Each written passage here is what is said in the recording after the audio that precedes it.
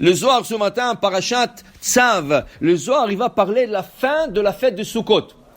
Quel est le jour de la fin, le 7e jour de la fin de la fête de Sukkot? C'est Hosha'ana Rabbah. Qu'est-ce qu'on fait à la fin de la prière de Hosha'ana Rabbah? On a fait la Hakafot, on a fait la prière, on a fait le Moussaf, on a fait la Hakafot, comme pendant tout le 7 jours de... Mais qu'est-ce qu'on fait à la fin de la prière de Hosha'ana Rabbah? Nous sortons de la synagogue. Chacun, il a 5 branches de arava, feuilles de sol, arava. Et on sort dehors, et on frappe le sol, le parterre, nu, sans de tuiles, sans de moquette, rien du tout. Et là, on frappe, habit, vela, barir, on frappe, et on fait pas bracha. Ça, c'est quelque chose qui a été instauré par les prophètes en retour de Babylone. C'est quoi la représentation de ça? Il dit, regardez, nous avons dans chaque main 5 doigts. 5 doigts à droite, 5 doigts à gauche. On a 5 orteils. Okay? Pourquoi 5? Pourquoi Akadosh Baruch Hu n'a pas fait qu'on a 6 ou 4? Regardez, on dit que Goliath, c'est lui qui David Amelech s'est battu, il a descendu, il avait 6 doigts. Il avait 6 doigts. Okay?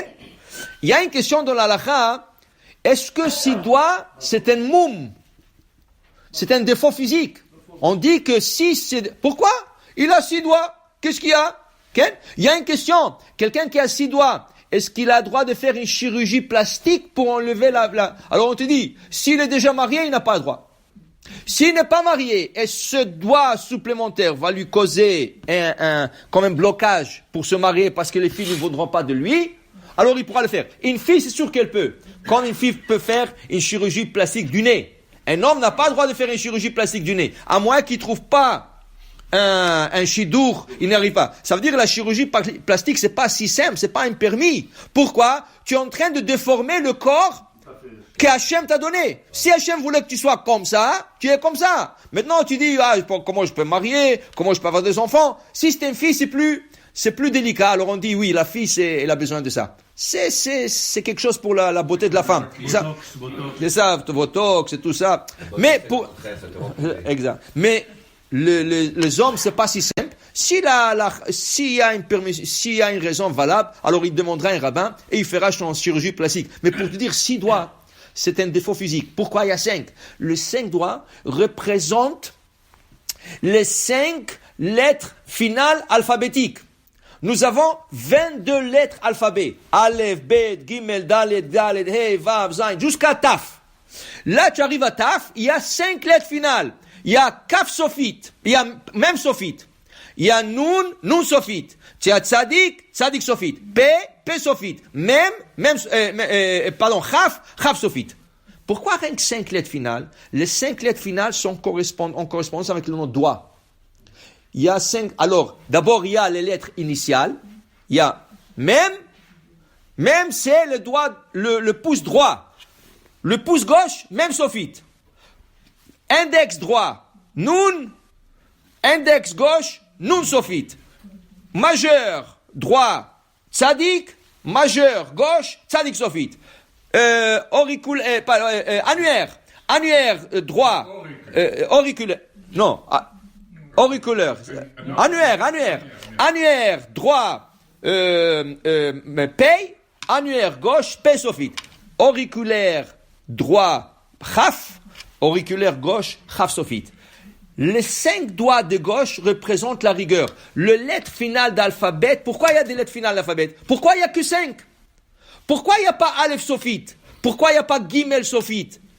Ça on appelle ça les lettres de la rigueur. Ils représentent la rigueur. Okay? Maintenant, il y a des versets aussi qui sont en correspondance. C'est très long et compliqué. Mais ça, c'est les 5 lettres alphabétiques finales représentent la rigueur. 5 branches d'Arava. On prend le côté rigueur, on sort dehors. Qu'est-ce qu'on fait avec la rigueur? On la frappe par terre. Quand tu frappes, tu dois penser à chaque frappe à une de lettres finales.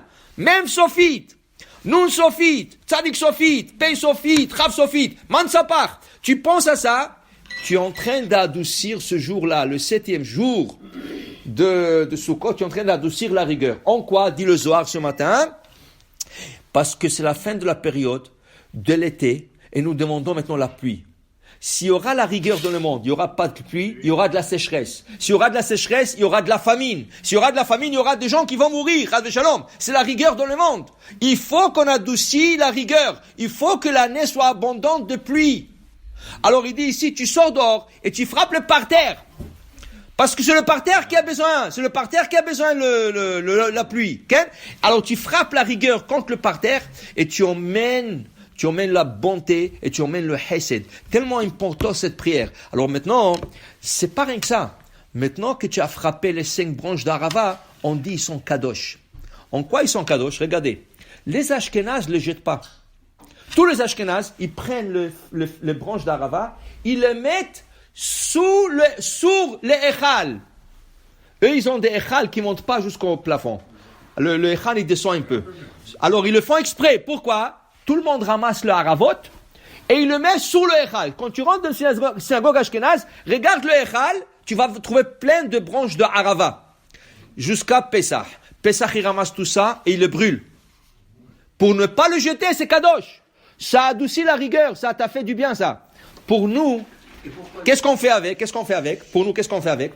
Nous, on le garde. Et s'il y a des enfants qui ont des cauchemars, ils n'arrivent pas à bien dormir le soir. S'il y a des gens qui ont des cauchemars et donc qui n'arrivent pas à dormir, tu prends quelques feuilles de ça, tu le mets dans un sachet, tu le mets sous l'oreiller et tu vas voir qu'il va bien dormir.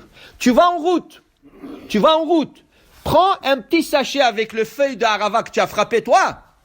Ramasse-le, mets-le dans la voiture. Protection de la route. C'est des grands ségoulottes, la harava. Des gens stériles vont le faire cuire. Les gens qui sont stériles, ils vont le faire bouillir. Et ils vont boire l'eau. Okay? Ils vont laver d'abord la harava un peu pour qu'elle soit propre. Et ils vont faire cuire dans l'eau, ils vont boire l'eau. Et ils vont devenir comme une fusion de un thé de harava. Et ils vont devenir, avoir des enfants. Plein de ségoulottes. Pourquoi? Parce que cette harava-là, elle a adouci la rigueur. Alors de ça, il parle le Zohar. La harava, les 5 branches d'harava qu'on frappe par terre, c'est pour adoucir la rigueur et emmener la bonté de le monde. Baruch Adonai Leolam. Amen ve Amen.